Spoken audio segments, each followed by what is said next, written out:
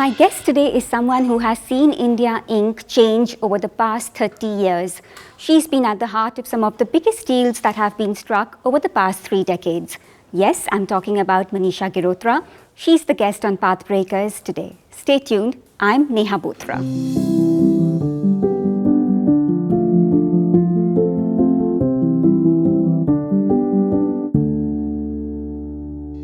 Manisha, thank you so much for joining us on Pathbreakers. Thank you, Neha. Pleasure to be here and to talk with you.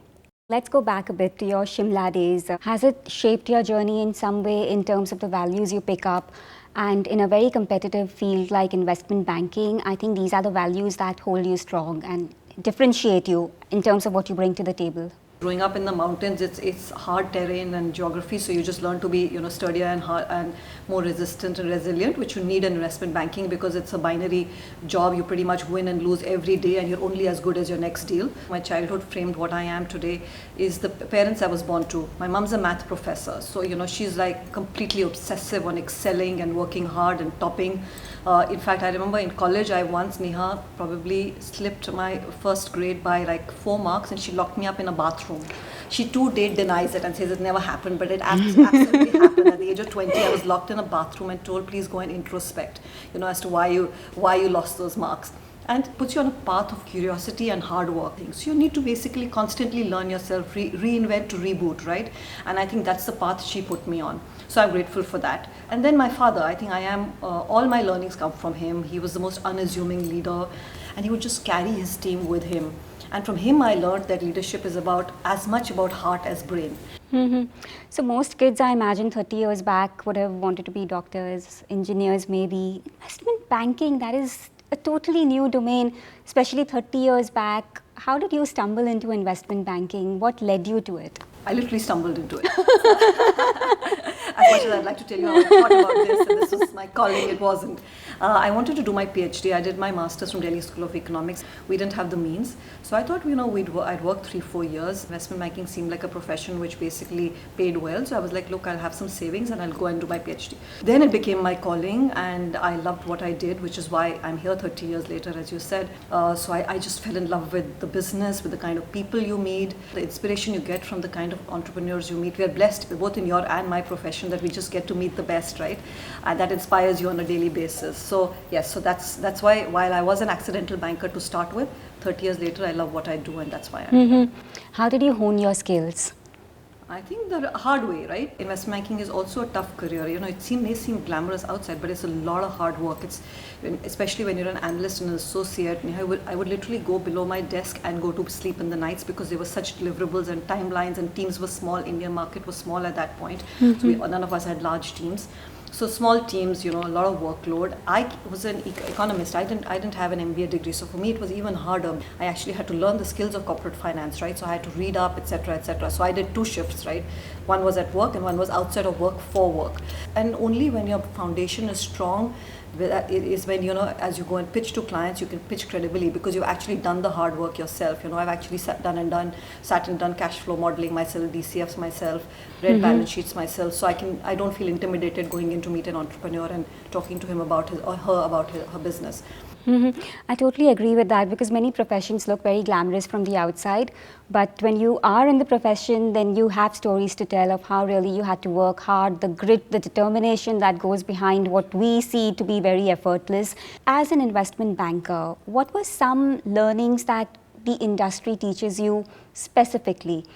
The mind games, for example, we see in movies the kind of horse trading and double crossing that happens. But is that how it is? I think movies exaggerate our lives. We're just intermediaries, and we have to remember that all our lives, that all we are is that we're lucky to be an intermediary. And I don't think you disconnect the emotion. I think if you want to basically have a credible reputation with your client, if I have to do that, I have to respect founder's emotions. Let's say it's a founder selling a company. In most of these cases, it's a first generation or second generation who has really built the company from scratch.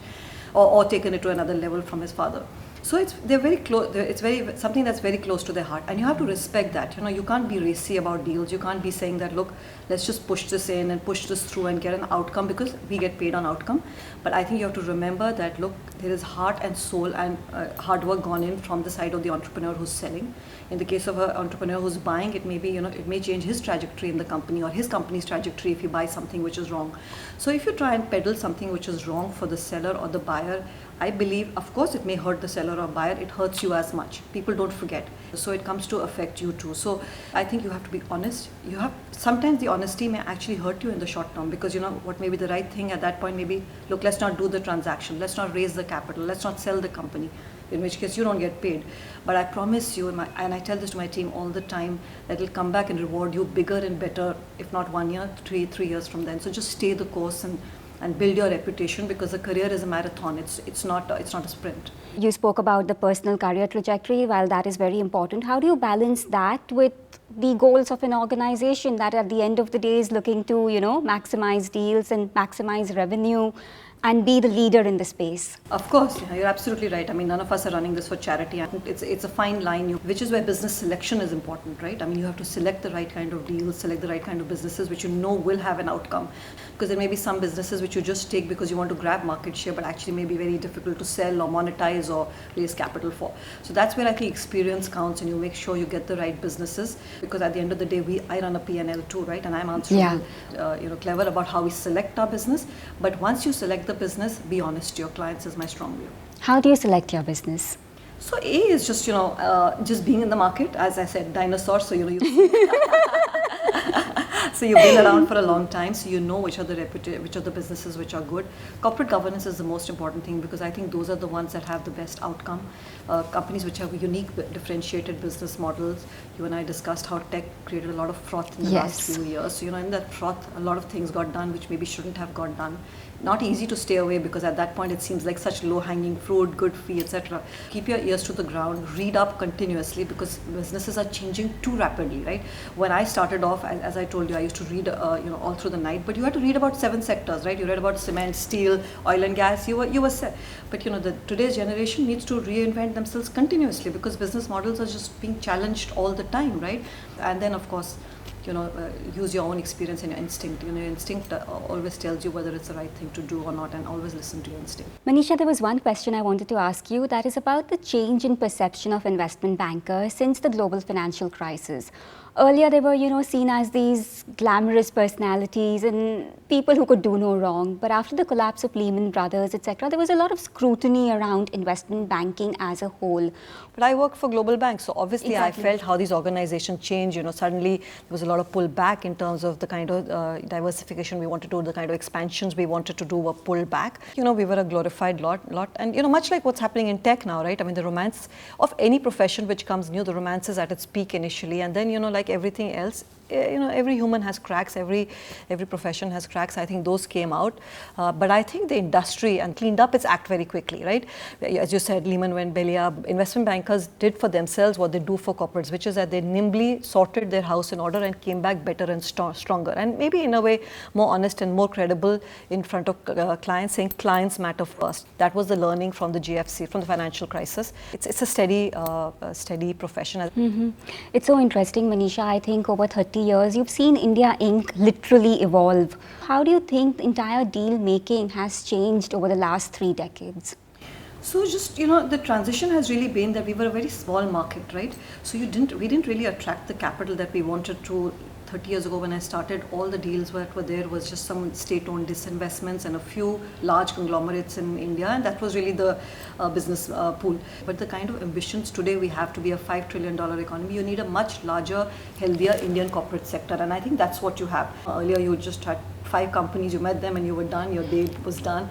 Today you have to go to multiple cities, like you were mentioning, travel across cities, smaller towns, which are, the kind of entrepreneurship coming out of there is heartening. So I think much deeper pool, high on corporate governance. A lot of entrepreneurs coming from middle class families, so just want to do something for social good, or just make more than social good. I think make a difference, right? Sure. Which is nice, and a lot of them have external capital from very early in the stage, so they know governance well, because earlier you would be worried on companies were basically held by one founder 70-80%, so you were worried on, do we know everything that we should know? But today, with the kind of investors companies have on the cap table, it's much easier to find out about the company and its governance, etc. So I think India's come a long way from when I started, in terms of governance, in terms of depth, in terms of access, the kind of access to capital, right?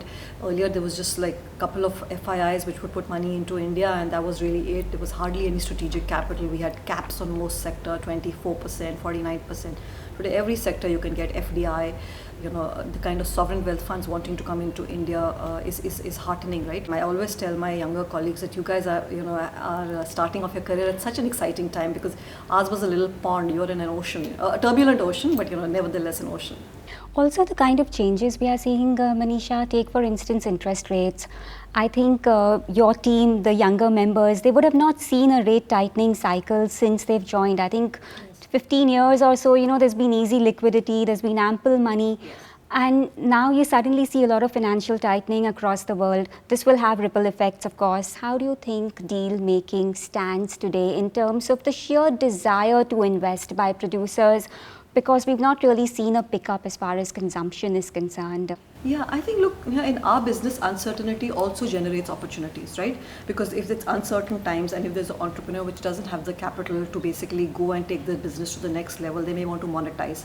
There may be companies which are compelled to raise capital because of exactly what you said, interest rate cycles, supply chain disruptions. You need to raise more capital. So our business actually, even in volatile times, doesn't suffer. Of course, I would much rather see the happier times that you outlined, right? Because that's when liquidity is easy. It's so much easier to do a transaction, right? Mm-hmm. The lead time on a transaction increases enormously in times like this. But it's not as if opportunities go away. And this is the time that you must stay close to your clients. I always tell my team, maybe deal flow is smaller, maybe deal flow is longer. But you stay close to your client, you listen to what your client is saying, and then and the deals will come automatically. Harder, definitely, than the era you described, but it's not as if it disappears. Mm-hmm. Very interesting thing you mentioned, though, about how India is presenting a lot of opportunities. Earlier, it was all about knocking offshore markets and getting deals from there. Does that explain why we are not seeing the multi-billion-dollar deals that we saw earlier, the outbound deals, I mean? Now we are seeing a lot of interest when it comes to inbound deals, but when it comes to offshore deals, I think the size has gone down, the volumes have also gone down. Bharti, Zain, and so many others. I mean, you always had headlines with these acquisitions. We don't see that too much now. That's really an excellent question and an observation, Neha, because that's what's changed. Earlier, if I were a Bharti or a Reliance and I wanted to grow big, the market was not big enough. I had to go offshore to then try and create that global large telco or the global large oil and gas company. But today, when I speak to all these entrepreneurs, they say we want to basically become a large, meaningful part of this fastest growing economy. And this is a terrain that they understand better than anywhere else, right? Nowhere else you're getting 7 to 8% GDP growth. So I think everyone wants to put their capital into India to basically make themselves more meaningful. And then secondly, as you said, the reverse is happening. For example, you saw Adani go out and buy Holcim's assets and bring those assets home. So actually, entrepreneurs are saying, I'll put more and more capital to work, even in inorganic deals and acquisitions. Greenfield is not as easy as it used to be. The kind of regulatory approvals you require is just overwhelming. For a country of our size and scale, we need domestic capital. We can't just rely on foreign capital. Take us through some areas that look interesting when it comes to deal making now. Of course, tech is at the heart of everything that's happening, but then as you also pointed out, that valuations are very inflated in this particular pocket. In the given next 5 years or so, how do you see deal making evolve, number one? And number two, which are some areas which will be at the forefront when it comes to all of this? Sure. I think next decade will really belong to India, like you and I discussed. And I think the first part that will propel it is the fact that we're the office to the world, right? We already are. IT services is a $180 billion industry going to $350 billion, 5 million jobs already created, going to 10 million. I think commensurately, the deals will happen the most in that sector, right? So that will continue to be the forefront of deal making, just because all foreign capital loves the governance, loves the whole fact that, the business is global, but, the execution is happening in India. Everyone can see the arbitrage, etc. So So that will offer the first leg of deal making. Second, as the world gets deglobalized and supply chains get reimagined, I think India will not just be the office to the world, we have an opportunity to be the factory to the world, right? So, the China plus one strategy, more and more people will put business units here. So that will be the second leg of opportunities. Third is, of course, tech. The fact that, Neha, we have created the most inclusive technology in the world, right? Whether it's UPI or whether now it's ONDC or OCN, I think it'll create a lot of opportunity because more and more disruption is happening, right? These platforms will basically integrate more of the informal economy into the formal economy. So if I'm a large corporate in the consumer sector or in the pharma sector, I need to basically go out there and acquire those new technologies, the new brands, the new markets, because I need to keep ahead, otherwise I will just get killed. So that will offer the third leg of opportunity for deal making in India. So I'm excited. I know these are tough times. Quarter to quarter things like inflation, etc., will always intimidate us, right? But I think if you see us as a trajectory of growth, we are, I think, on a positive, very positive trajectory, and that will give bankers like me good opportunities to do more and more deals. You've had the good fortune of working with the founders and their siblings and also their children and even grandchildren in some case. Take me through it. I mean, how do you see the difference between the three generations in terms of the sheer scale that they see in India, number one, and number two, how do they think? Has the thinking changed given the access to information, the kind of ambition to be global players now? What do you feel about that? So I think it's both good and bad. So the passion that the first generation founder gets to the table, you've seen it, Neha, is unprecedented, right? It's just like you talk to them, it's like another child of theirs. They're not the first child, right? Definitely closer to them than their wives, right? What I see in the children and the grandchildren is that they're able to step back a bit and actually bring in more governance, maybe even bring in professional management, saying, they go and study internationally, they see the best in class in managers and CEOs, and they say, maybe I'm not the right person, maybe I don't have the passion or the skill. And they're actually able to professionalize companies more, which is important, right? I think a company must survive its founder or its founding family.